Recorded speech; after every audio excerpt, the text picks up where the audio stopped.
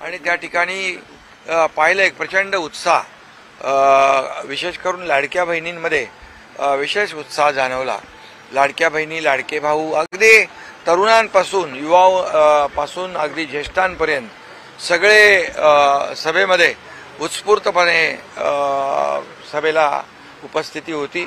यावरून शिवसेनेचे जिथं जिथं नगराध्यक्ष पदाचे उमेदवार आहेत, नगरसेवक पदाचे उमेदवार आहेत, त्यांच्या पाठीशी स्थानिक पातळीवरची जनता, मतदार या ठिकाणी उभे राहिलेलं चित्र मी पाहिलेलं आहे।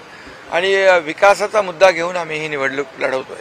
आणि म्हणून नगरपालिका, नगरपंचायती या नगरविकास खात्याच्या अखत्यारीत येत असल्यामुळे मी नगरविकास मंत्री असताना, मुख्यमंत्री असताना देखील जिथं आमचा नगराध्यक्ष नव्हता, नगरसेवक नव्हते, तिथेही आम्ही विकासाला पैसे दिलेले। ते आता इथं गेल्यानंतर सगळ्या गोष्टी समजत आहेत।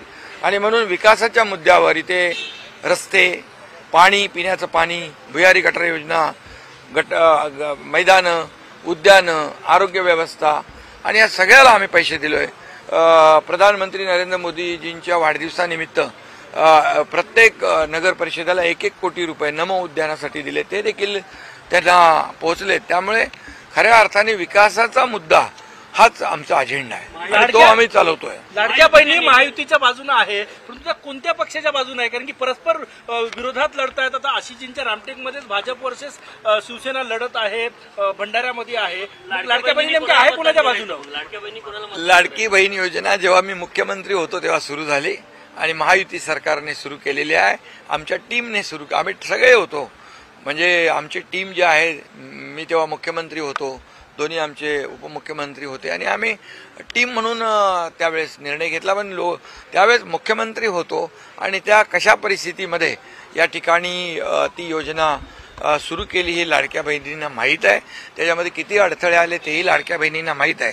परंतु एकदा आम्ही निर्णय घेतला लाडकी बहीण योजना सुरू करायची आणि तिची अंमलबजावणी करायची, काटेकोरपणे त्याची अंमलबजावणी सुरू आहे। आणि लाडक्या बहिणींना मी विश्वास पण दिलाय की कोणी किती काही म्हटलं तरी सुद्धा लाडकी बहीण योजना कधी बंद होणार नाही। त्यामुळे लाडक्या बहिणी बरोबर योग्य तो निर्णय घेतील। गुलाबराव पाटील काल म्हटले की आमच्याकडे नगर विकास खातं आहे, 1 तारखेला बाहेर झोपा, लक्ष्मीचं दर्शन होणार आहे। काय अर्थ काढायचा याचा? नगर विकास खातं म्हणजे या नगरपालिकेच्या निवडणुका आहेत, नगर पंचायतीच्या निवडणुका आहेत।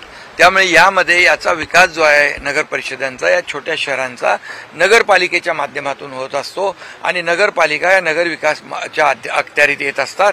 आणि नगर विकास विभागाच्या माध्यमातून देखील आम्ही छोटी छोटी जी शहरं आहेत ती डेव्हलप झाली पाहिजे, त्यांचाही विकास झाला पाहिजे, त्यांचे विकास आराखडे मंजूर झाले पाहिजे, याकडे आम्ही कटाक्षाने पाहतोय। आणि मोठी शहरं विकसित होतात, पण छोटी शहरं जी आहेत निधी अभावी विकसित होत नाहीत, त्यांना देखील मोठ्या प्रमाणावर निधी दिलाय, यापुढेही निधी देणार, याचा अर्थ असा घ्या। तर उपमुख्यमंत्री एकनाथ शिंदे नागपूरमध्ये बोलत होते। यावेळी माझ्या सभांना विदर्भात उत्तम प्रतिसाद मिळतोय असंही ते म्हणाले। त्याचबरोबर लाडकी बहीण योजना ही कधीही बंद होणार नाही यासाठी आम्ही प्रयत्न करत असल्याचे उपमुख्यमंत्री एकनाथ शिंदे यांनी म्हटलंय।